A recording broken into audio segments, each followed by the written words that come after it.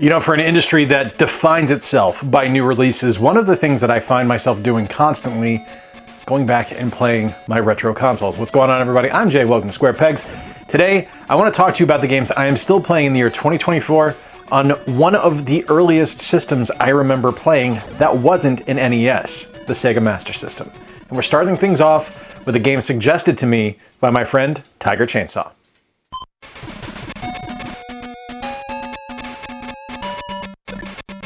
Gotta thank my buddy Tiger Chainsaw for convincing me to pick this one up, because when I first started collecting for the Master System, it was basically a blank slate for me. Like, I knew some of the games.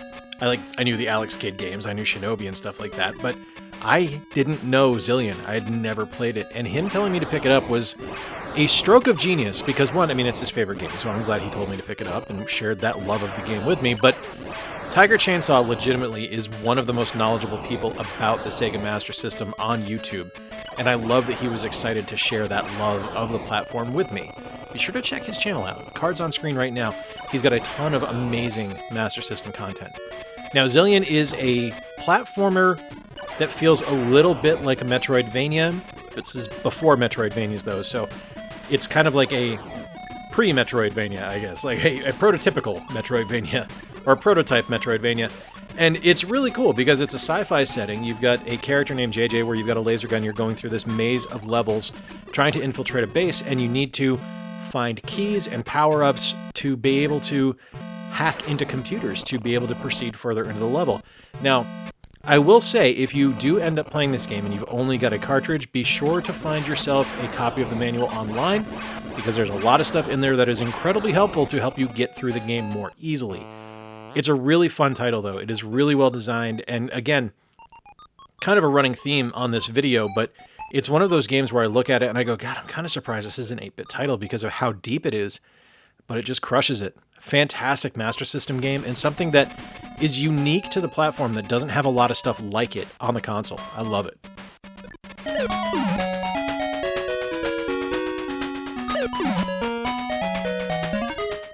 So the Master System for me was something that I didn't have growing up. My friend Peter had one, and I used to go visit him frequently, and I loved being able to play on his Master System because he had family in Europe, and they would send him games that we didn't get here in the States, and one of those is my personal favorite Master System game, the one that I think of when I think of the Master System, and that is the Lucky Dime Caper, starring Donald Duck.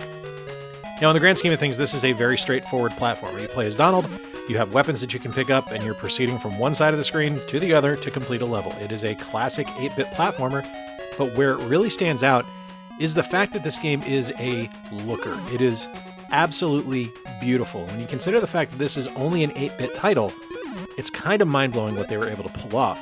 Not only that, the gameplay is spectacular. The game is very straightforward, like I said, but there's a good challenge in play here because, I mean, it's 8-bit hard, so you're going to have something that's going to be a little bit more difficult than what you would probably experience with later games in the Disney series. This one doesn't pull any punches. It's hard, but it's fun. It is my favorite Disney game. It's something that I have loved for decades. It's something I continue to love, and the copy that I have was actually a gift from Gary from Rock Solid Productions, and I can't ever thank him enough for it, because it's one of those Grail games that I was never having any luck finding at conventions here locally in the States since it was a European release, and just thrilled to have it now. It's brilliant. If you've never played it, I urge you to do so, either via emulation or finding an old copy of it, because it is wonderful. The Game Gear version is really good too.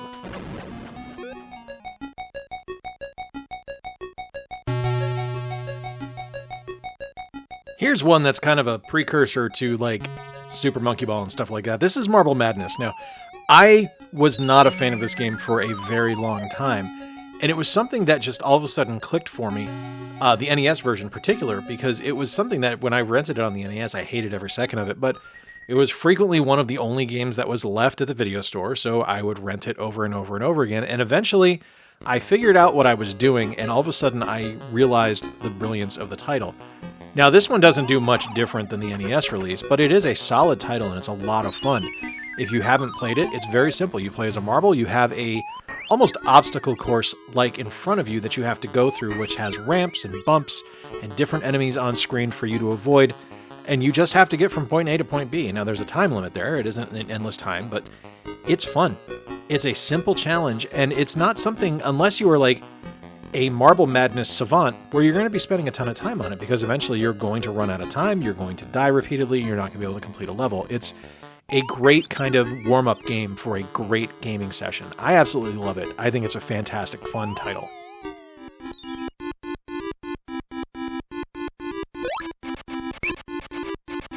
Here's one I had never played until the last couple of years when I got some emulation machines that have the entire Master System library on it, and I'm a huge fan of Asterix and Obelix. I really do love those characters. They're from a Belgian comic called Asterix and Obelix. What a surprise. It's Asterix the Gaul, and you are able to play as both Asterix and Obelix in this game, and it's a side-scrolling platformer where you're going to be using the different abilities that these characters have to make your way through the levels. Asterix is a tiny little guy that drinks a magic potion and becomes super strong. In this game, it operates as an explosive device, which is kind of neat.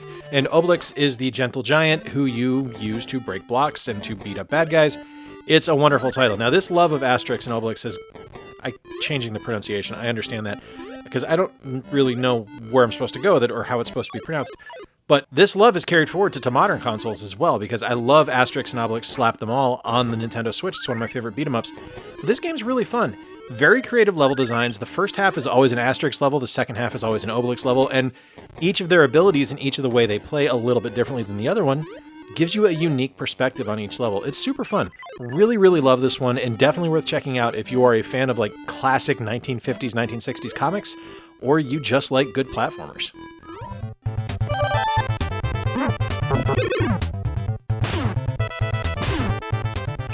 This is one of the franchises I think of when I think of the Sega Master System, and this is Shinobi. Absolutely fantastic, classic arcade action here. This is a side-scrolling game where you play as a ninja, you have throwing stars to attack, if you get close enough you also have a sword, but you are going through a level, rescuing the kidnapped kids and taking out the bad guys. It is straightforward, simple, easy to understand, and just unbelievably challenging. Yeah, just because it's simple doesn't mean it's not challenging. This game is excellent. It is one of the most signature experiences on the Master System, and something that just not only really showed what it was capable of with the platforming levels, but the in-between interstitial levels as well, the bonus stages where you had all the ninjas running back and forth, where you had the throwing stars to throw at them. That was so cool to me as a kid. That absolutely blew my mind that a video game could do something like that. And those ninjas, when they jumped at you, looked so realistic. At least they did to my mind. I love this game. Absolutely fantastic title. One of the best ones on the Master System.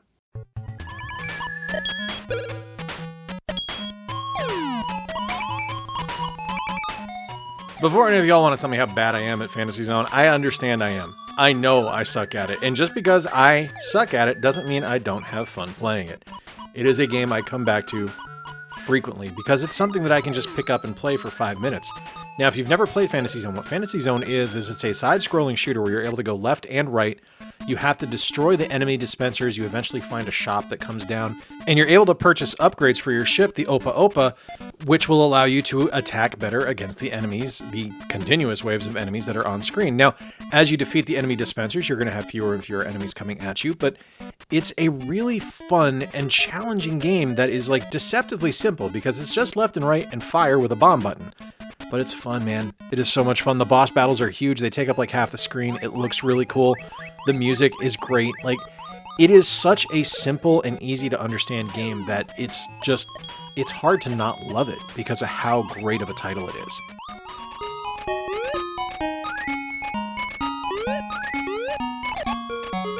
Sega's Disney games are spectacular. That's why there's 2 of them on this list. And this one is Castle of Illusion starring Mickey Mouse. And it is one of the best Disney adventures that Sega made. Now, we're all familiar with the World of Illusion and the Castle of Illusion games on the Genesis. They're brilliant. I won't say this one is as good as those. It definitely suffers when compared to its 16-bit big brother, but it's still a really solid game with some really compelling gameplay that I think a lot of people probably overlooked in favor of the 16-bit version, and that's a shame. The gameplay is solid. It is classic Sega Disney platforming, and yes, there are a lot of platformers on this list, I understand that, but it's one where playing as Mickey, you're going into this deep level to explore. You're attacking by picking things up and throwing them at bad guys or jumping off of them by doing a butt bounce in the air. It's a really basic but fun design, and I'm just having a ton of fun with it. It's something that I have played pretty regularly now for about a year, and it's just a super fun title. It's not anything that's super deep. Like, if you're looking for a deeper game that's a little bit more ambitious, you want to play the Genesis version. But if you're just looking for something simple, straightforward, and fun, you can't go wrong with Castle of Illusion on the Master System.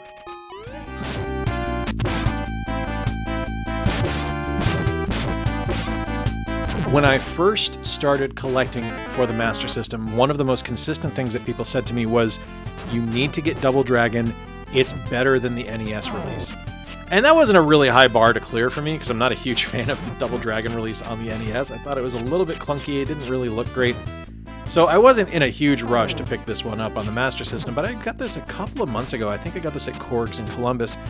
And it was something where I got it home and I popped it in, and I was legitimately shocked at how good it was. I couldn't believe the quality improvements on the Master System release when compared to the NES one, because the NES one was so ridiculously popular, and I never heard anyone talking about Double Dragon on the Master System until I bought a Master System. It's really good. I don't want to say it's arcade perfect. I don't think it is, but it is, because I've never played the arcade release, but it's something where it's fun, it's challenging, and the controls are nearly perfect on the Master System controller. It's just a wonderful experience from top to bottom. Now, I'm still going to prefer Double Dragon 2 on the NES. I think that might be one of the best beat-em-ups of all time, but this one here on the Master System is a solid, solid game.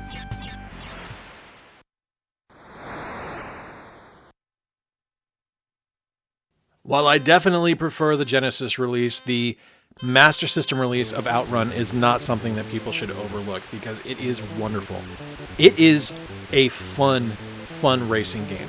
Well, racing's not the right word, it's a driving game.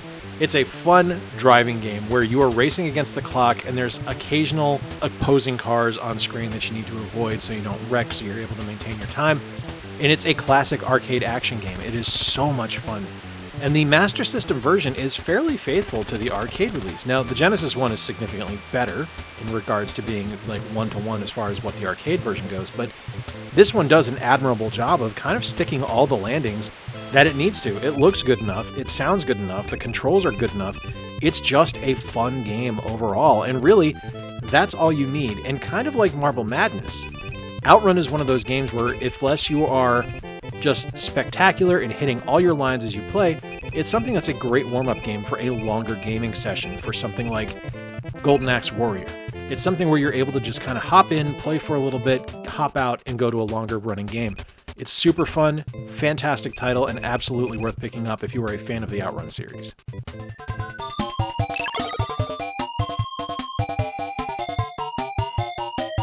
Now, I won't lie to you, I never played this game originally on the Master System. This was something I actually discovered because of the Nintendo Switch, because I picked up Wonder Boy the Dragon's Trap on the Switch, and I thought it was incredible. I love the ability to swap between the HD visuals and the original Master System appearance, and eventually, playing that game and loving it so much led me to wanting to play the original released on the Master System.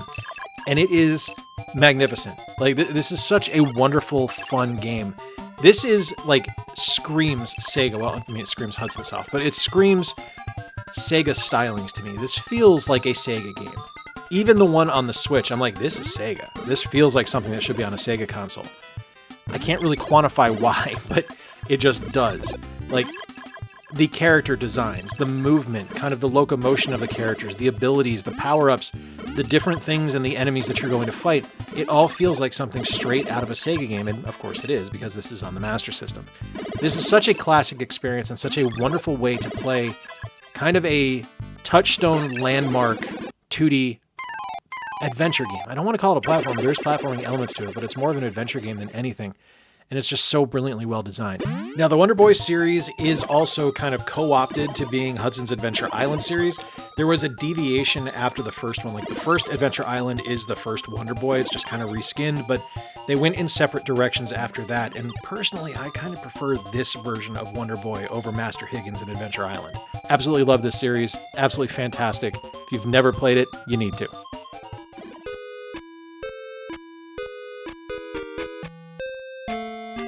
right, yep, never owned this one. This one's all emulation, and I would have never played it if it weren't for an emulation box, because this game is hella expensive now. But Golden Axe Warrior is a legit excellent game. If you love the original Legend of Zelda, this one needs to be on your playlist because it is, dare I say it, it's almost better than the original Zelda. It's not quite there, but it is almost better than the original Zelda. It's a fantastic action RPG with great exploration elements to it, a wonderful world map, creative level designs, wonderful enemies, and really just fun gameplay that is, like, that's all you need. That's all you need from a classic 8-bit action RPG, and this sticks the landing in nearly every single way. Like I said, it's not quite as good as the original Legend of Zelda. It's close. It's not quite there, but this is something where I look at it and I realize kind of the brilliance of making a game like this using the Golden Axe IP when it would have been really easy to just kind of rest on your laurels and make something safe that people were familiar with and make it a beat 'em up. Instead, they took that, they turned it into something magical, and it's just a testament to both the game designers and the ability to create something out of nothing, where all you had was the idea of what this universe could be. They made something really, really cool here. There you have it, my friends, 10 games on the Sega Master System I'm still playing in 2024. These games hold up. They're fantastic. It is a wonderful, if oft-times forgotten, 8-bit console that I think more people should probably have eyes on. It's really fun to collect for, too. There's some incredible games on there. These are just my favorite that I'm playing right now that I keep going back to. Let me know in the comments down below if you keep playing your Sega Master System. Let me know what games you're interested in. If you enjoyed today's video, why don't you click that subscribe button down below. Give me a thumbs up. It does help the channel out a whole bunch. And until next time, remember to play more games, stay square, and take care. I'll talk to you soon.